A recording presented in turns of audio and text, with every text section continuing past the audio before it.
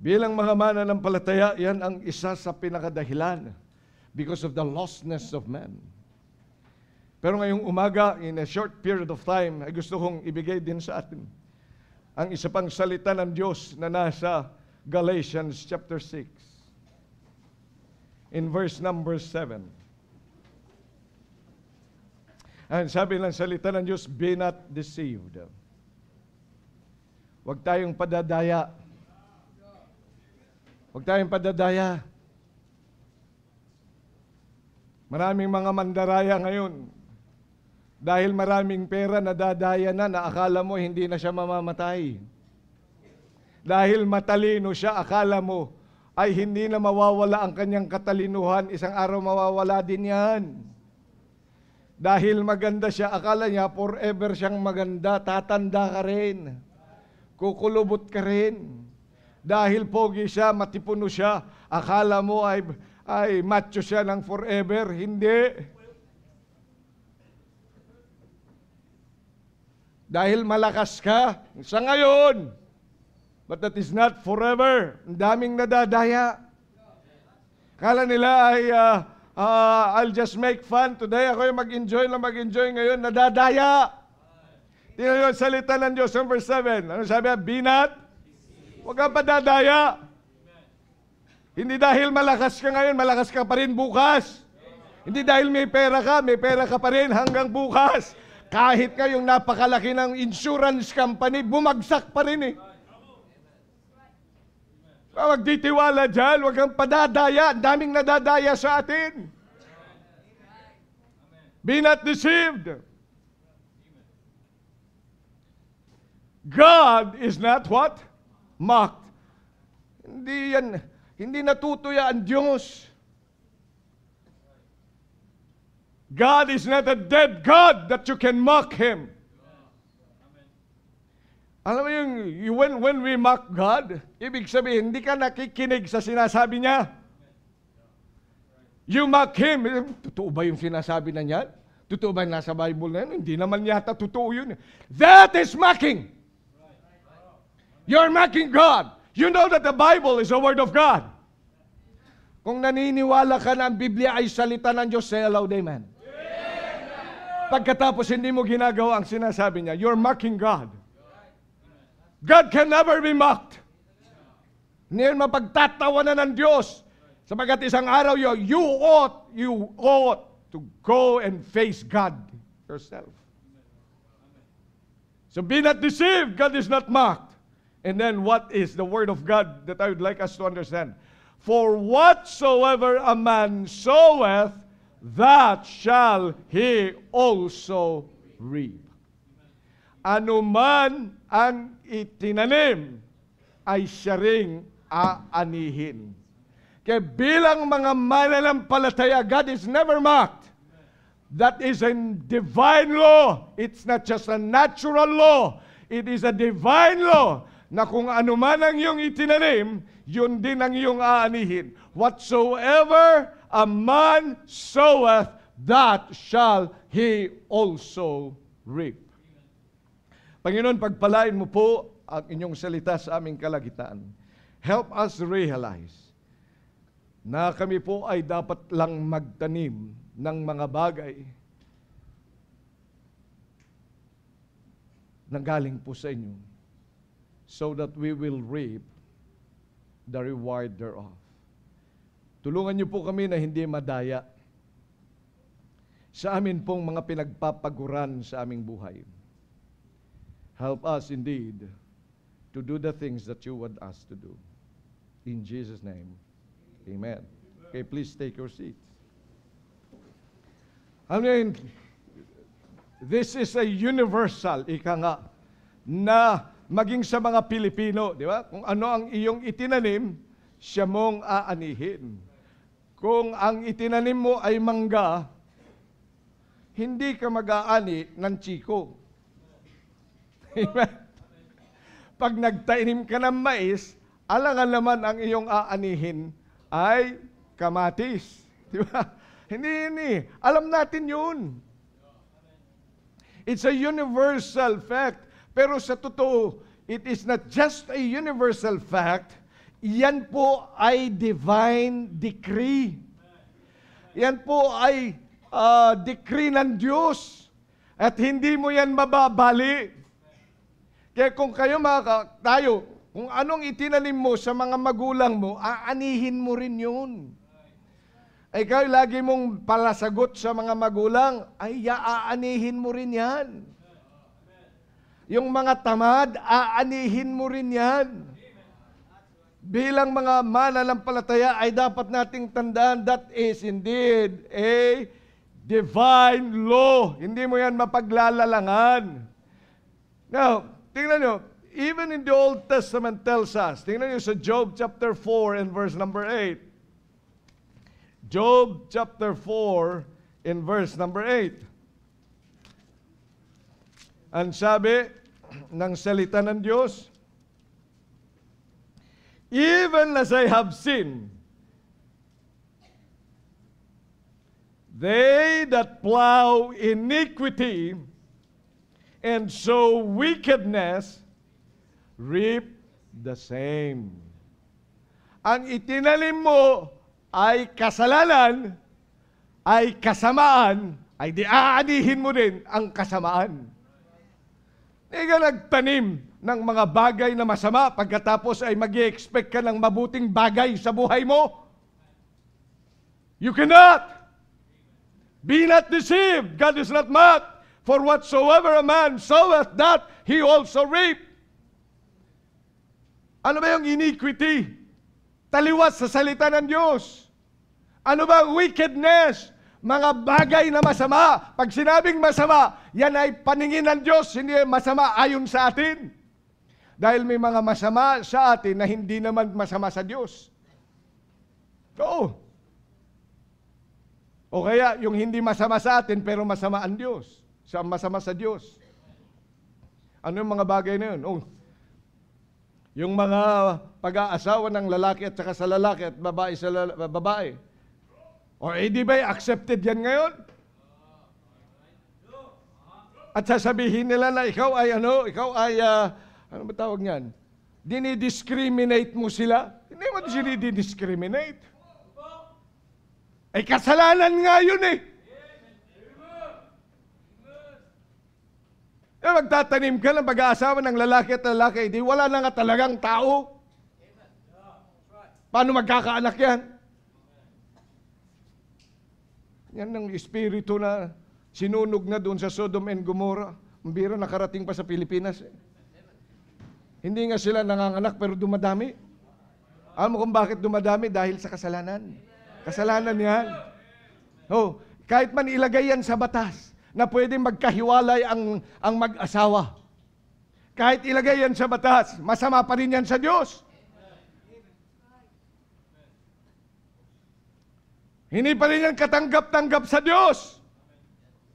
Kaya pag sinabing wickedness, ayon sa Diyos, hindi ayon sa atin, hindi ayon sa batas ng tao, kundi sa batas ng Diyos.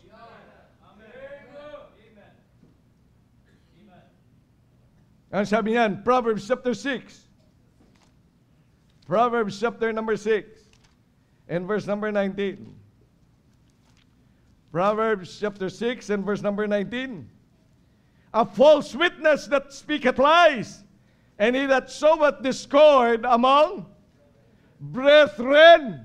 You see, pag ang tinalim mo, maling salita, false witness, it's going to be the destruction of brethren. Ano mga, nagsalita ka na hindi naman totoo patungkol sa kapatid mo, kaya nag-aaway sila. Kaya maraming nag-aaway dahil sa iyo. Kaya kung wala kang masabing maganda, tikom ang bibig. Galing-galing mo magbigay ng opinion sa iba. Ito mga pangyayari sa buhay nila na wala ka naman doon sa pangyayaring yon. Pero ang galing mo, kala mo talaga alam na alam mo. Kaya nagkakaroon ng sama ng loob sa mga tao. Do you know why? Because people sow discord by bearing false witness. Kaya nga maging dito sa school, di ba?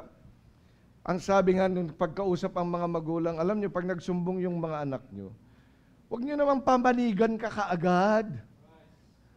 Dapat tinatandaan ninyo na yan mga yan, meron tinatawag na slanted news. Siyempre kung ano yung kanyang nakita lang at naramdaman, yun lang yung sasabihin. Pero sasabihin mo, ako binatukan. Pag binatukan, talagang hinampas ng husto yun. Yung pala ay ginanon lang. Pagkatapos sabi, binatukan po. Sinuntok po ako niyan eh. Pero ang ginawa lang pala yun. Oh. Iyan, sakit-sakit eh. At ang arte-arte pa nung anak mo. Ang galing umarte. Ang sakit ng siya. Kaya maraming mga nag-aaway. Bilang mga anak ng Diyos, huwag kang mag-show ng discord.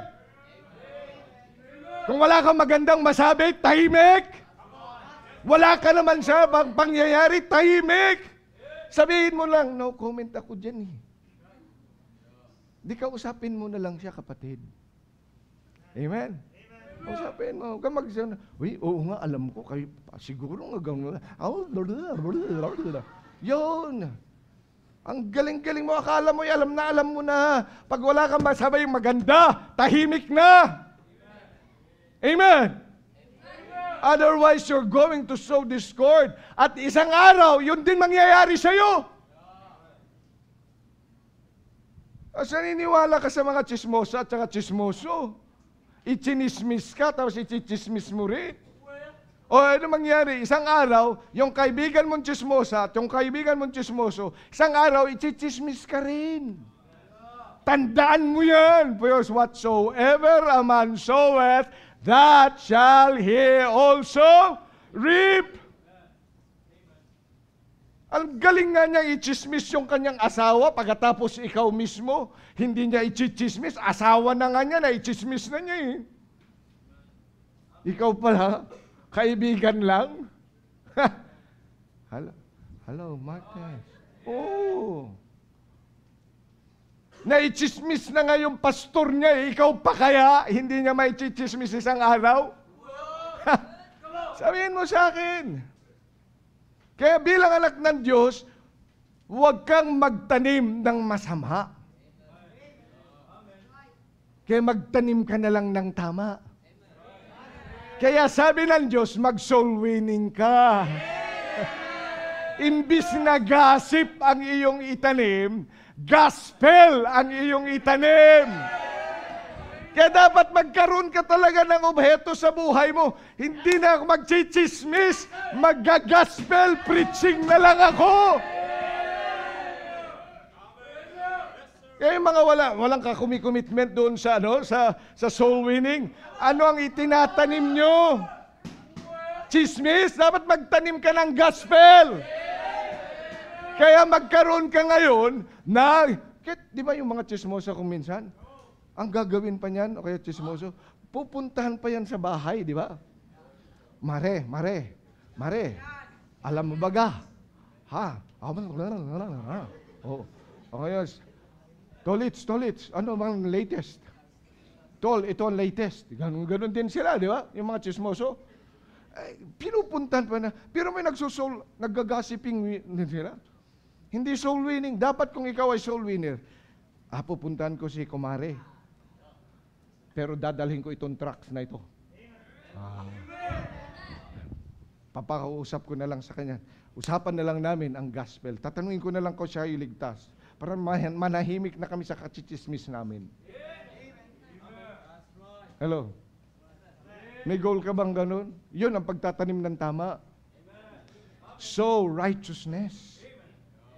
Kaya inuutusan tayo ng Diyos, go and preach the gospel. Alam mo kung bakit? Kasi ayaw niya na ikaw at ako ay nagtatanim ng masama, sapagkat ang masama ay aanihin din natin yan. God is never mocked.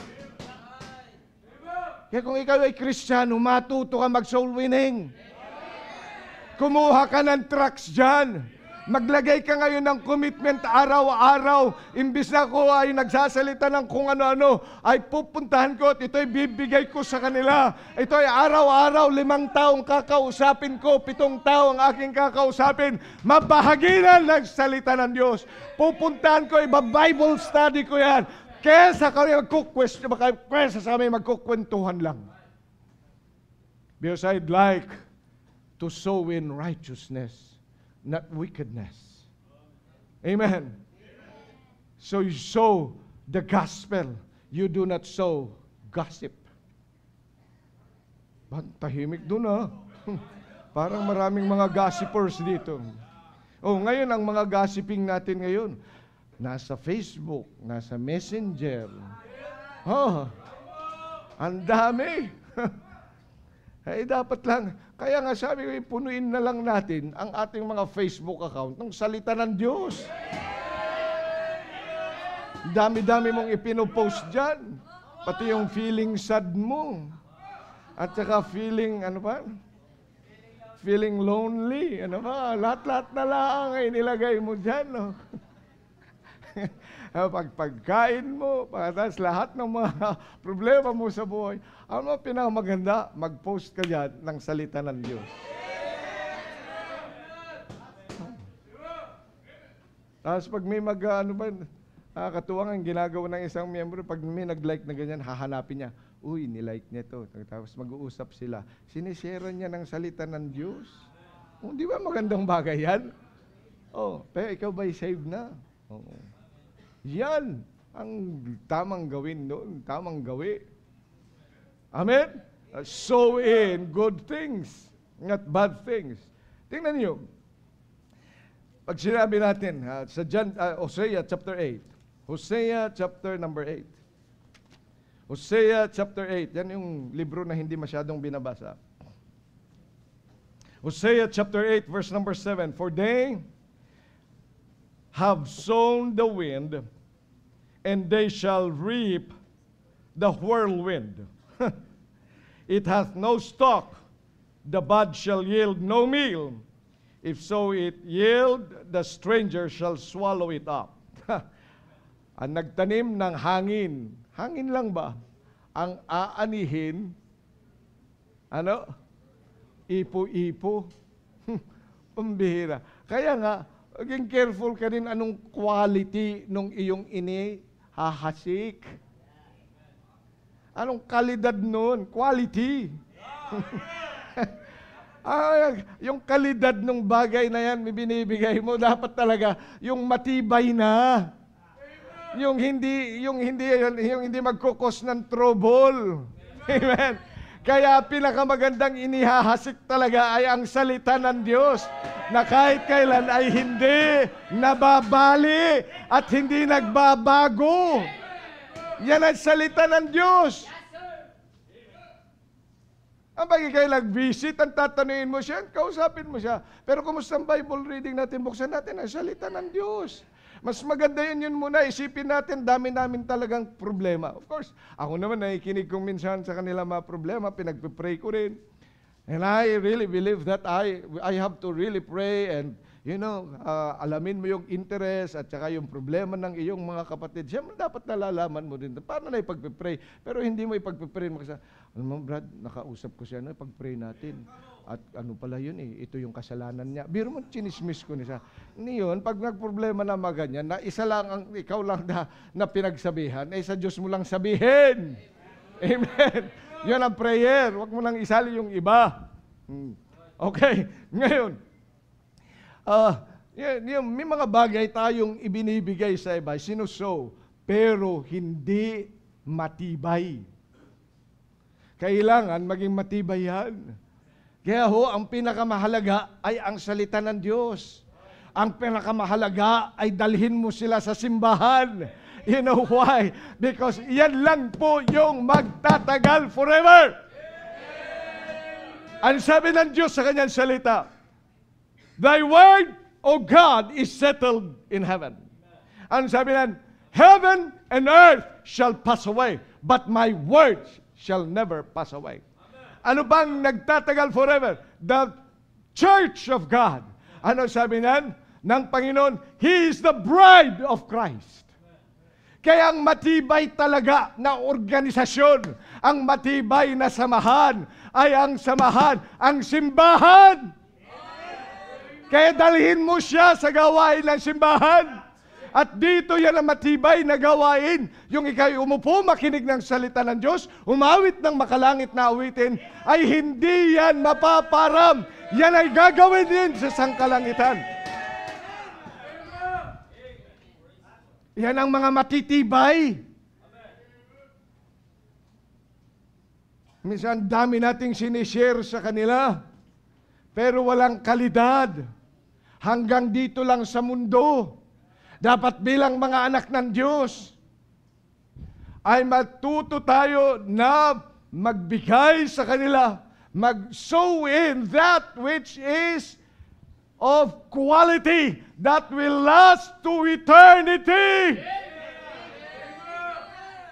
At ang simbahan, ang gawain ng Diyos, yan po ay magtatagal forevermore. Kaya sinabi ng Panginoon, that your labor is not in vain in the Lord. Do you know why? Because it is made in the church.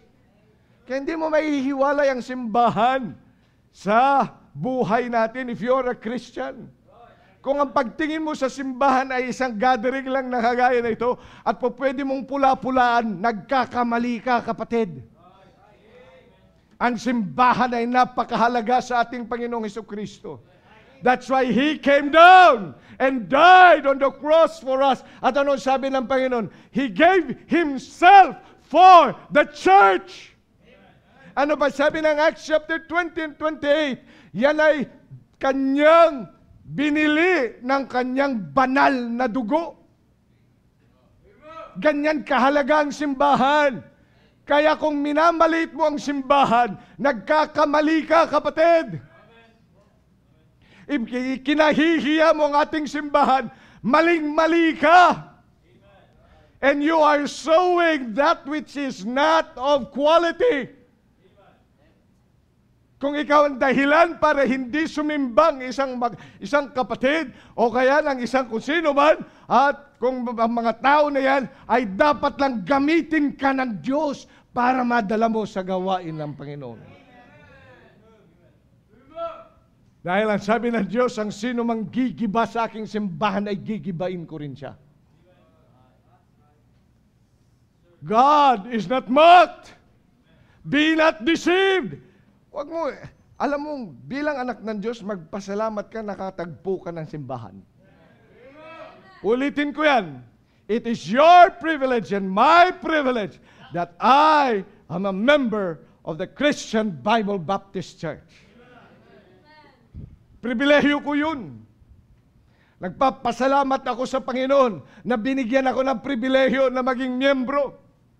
Hindi ko sinasabi ito kasi akong pastor. I was a member of this church, not yet a pastor. Nagpasalamat ako na ako ay nakatagpo ng simbahang kagaya nito. And now, even until now, ay nandito pa rin sa biyaya ng Diyos. At it is my privilege. Pribilehyo yan. It's not my right. Kaya kung ikaw po ay nandito at ang kaisipan mo ay nagtsatsaga ka lang dito, isip-isipin mo yung sinasabi mo. Hindi nang nagtsatsaga. Amen. Pribilehiyong makakanta. Yung iba gustong-gustong kumanta pero hindi makakanta. Yung iba gustong-gustong tumugtog pero hindi makatugtog. Yung iba gustong gumawa sa mga bagay yan pero hindi nila magawa. Pero ikaw nagagawa natin. Yung iba nga, di ba, mga unsaved nga, pag in-invite mo dito, baka masunog ako doon sa inyo. Pero nandito ka. Amen. Nasunog ka ba? Hindi naman, di ba? Oh, nakakatuwa kayong bina-Bible study sana. Yun, alam mo, Pastor, yun ang naging ugali ko. Nung pagpunta ko dyan sa church, ang tiningnan ko ay hindi yung mga tao, kundi kung ano ang pinipreach sa pulpit. At ako'y nagpapasalamat sa Panginoon diyan. Sabi ko, gandang ugali yun. Kung ano ang pinipreach na salita ng Diyos, yun ang kanyang tinitingnan. Hindi niya tinitingnan, ito kaya ay chismoso, ito kaya ay ano. Oo, yun. Hindi, pag nagsimba siya, pupunta siya para sa Panginoon. Pribilehyo, yun dapat talaga ang isang mananampalataya. Amen. Oh, pag magbibigay siya para sa Panginoon. Yan, magaan sa loob at masaya na naglilingkod sa Panginoon. Yun po yun. Yan po yung quality na legit na tama. Lagi ka nagsha-Shopee. Okay. Yan. Bilang mga anak ng Diyos, yan dapat natin tandaan. Yan. Tingnan nyo pa, sa 2 Corinthians chapter 9, maliban sa quality, dapat yung may laman ang atin pong ibibigay sa kanila. Sa 2 Corinthians chapter 9 and verse number 6, narito pa kung paano tayo dapat nag-sow, nagtatanim. Chapter 9 verse number 6, ang sabi,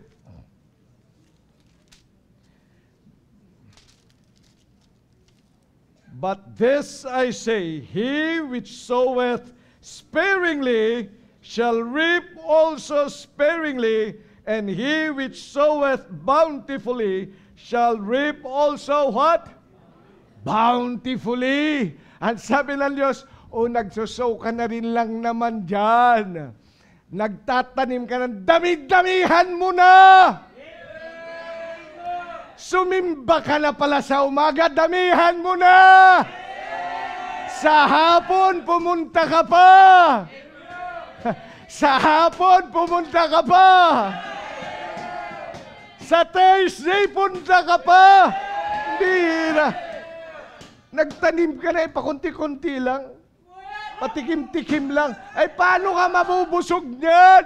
Damihan mo. Amen.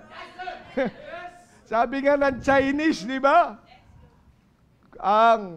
Ano nga yun, Chinese na yun? Hindi ko makuha-kuha yun eh. Si Dr. Ed Laurena lang nakakagawa nun eh. Dami hasik, dami ani. Konti hasik, konti ani. Tama ano? Wala hasik, wala ani. Tama? Nakakaintindihan ba tayo? Ay kasi Chinese pastor. Sige, Ilocano na lang. Okay na. Ay, ano pag ikay nagtanim din lang naman ng magandang bagay, damihan mo na. Nag-soul winning ka na lang, iisa lang, damihan mo. Nagbigay ka na nga ng iyong faith promise, ay konti-konti lang, damihan mo. Sabi ko na nga, pag pinagbigay, sa bigay na eh. Okay yung soul winning, pero pag nagbigay ng faith promise, dagdagan mo. Damihan mo. Bilang mga anak ng Diyos, makikita natin, dapat yung quantity, yung dami niyan, dapat mong tandaan, God is not mocked, God, be not deceived. Alam mo na pinagpapala ng Diyos ang kanilang mga nagbibigay. Alam mo pinagpapala ng Diyos yung mga nagso-soul winning. Alam mo pinagpapala ng Diyos yung mga nasa simbahan at gumagawa sa simbahan. Kaya lang konti-kunti ka lang. Tignan nyo, kayo mga nag-aaral, di ba kung minsan, o kalimitan, pag ikay nag-aaral, kinukuntihan mo ang gawa sa simbahan kasi gusto mo alal ng alal. Kasi gusto mo mag-honor.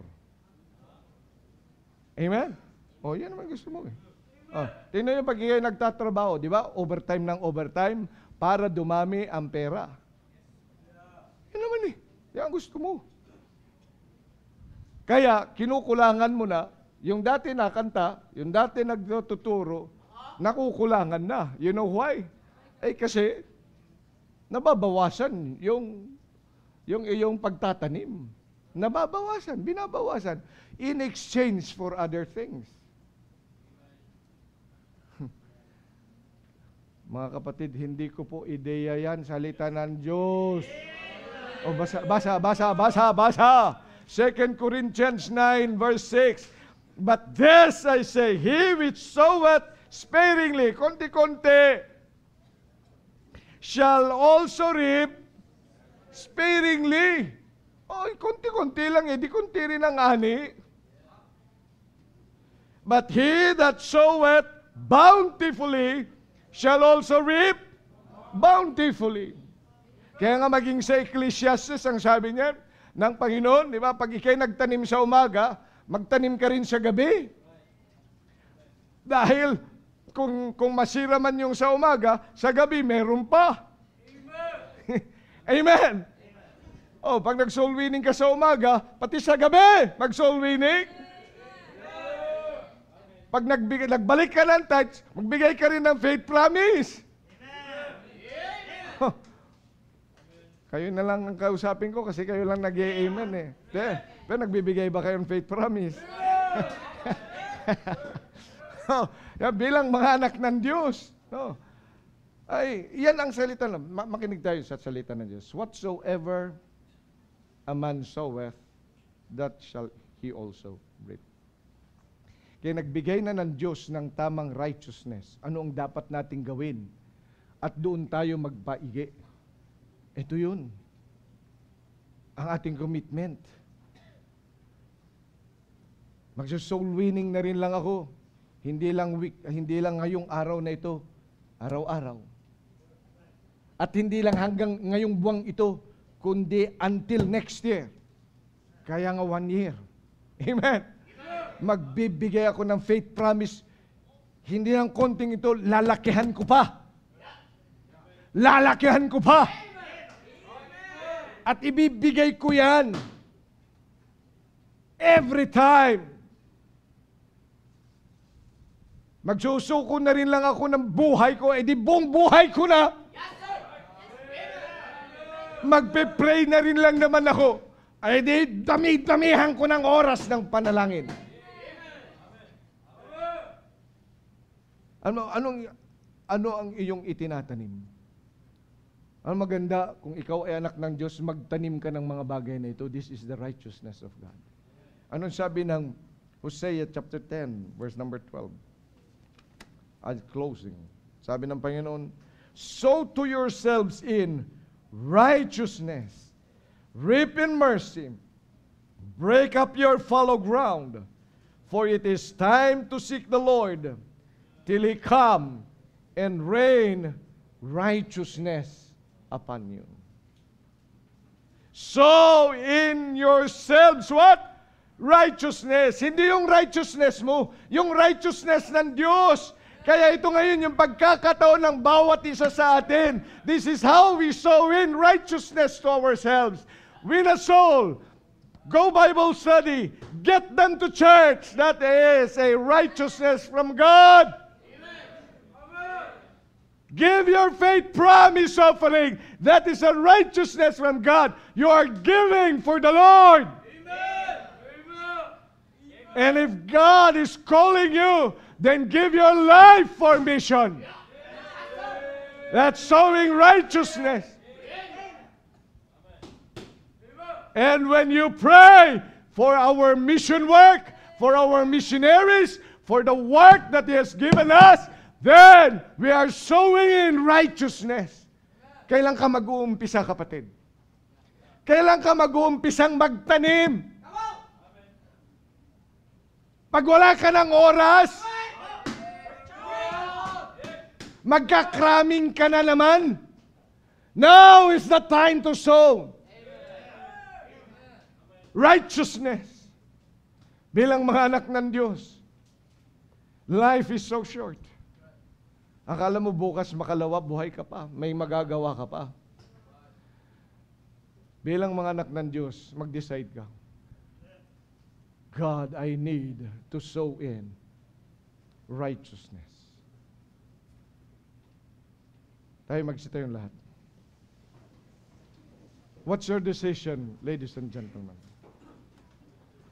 It is time to decide. Ano ang gagawin mo? Nakita natin yung mga dapat nating gawin sa mission. Ba't hindi tayo lumapit sa Panginoon? Lord, I think I need indeed to start sowing righteousness. Lapit ka lang dito sa Panginoon without music. I'd like you to decide bilang mga anak ng Diyos. Magsa-soul winning ka ba? Magbibigay ka ba ng faith promise? If the Lord is calling you, ba't di mo ibigay ang buhay mo? Will you be praying for our missionaries? Anong decision mong to start doing it? Ano dyan ang iyong gagawin? Ba't hindi ka lumapit sa Panginoon? Mag-decide ka ngayon. Lord, I would like really to go out soul winning. Every day I will lead Bible studies. I will bring people to you. Magbibigay talaga ako ng faith promise. Pagpe-pray ko talaga, sa totoo sa buhay ko, hindi pa ako nagpe-pray para sa mga missionaries. Hindi ko nga kilala kung sino yung mga missionary. Pero ngayon, I have decided to really do that. Ano man doon sa iyo na nais mong gawin bilang anak ng Diyos, God is not mocked. God is not mocked. Be not deceived. Huwag ko tayong padadaya. Ang daming mga mandaraya sa labas. Ang diablo. Ang sanlibutan. Ang ating sarili nadadaya din. Eh bakit hindi ka mag-decide to really pick from these things? Anong gagawin ko, Panginoon? I need to do something else for you. And start sowing righteousness. Dahil naniniwala kayo, whatsoever a man soweth, that he shall also reap. Dakilang Diyos, pagpalain niyo po ang mga kapatid na nandito. Nagre-responde ng tama sa inyong salita. Palain niyo ang kanilang mga decisions. Oh Lord, I know how precious these decisions are. Kaya tulungan niyo po ang aming mga kapatid na naririto, who have heard your word, and now is their time, our time to decide. At whatever decisions that they have made, I pray that you would help them out. In Jesus' name I pray. Amen. Amen. Amen. Praise the Lord. Well, ushers, paibigyan mo sila ng mga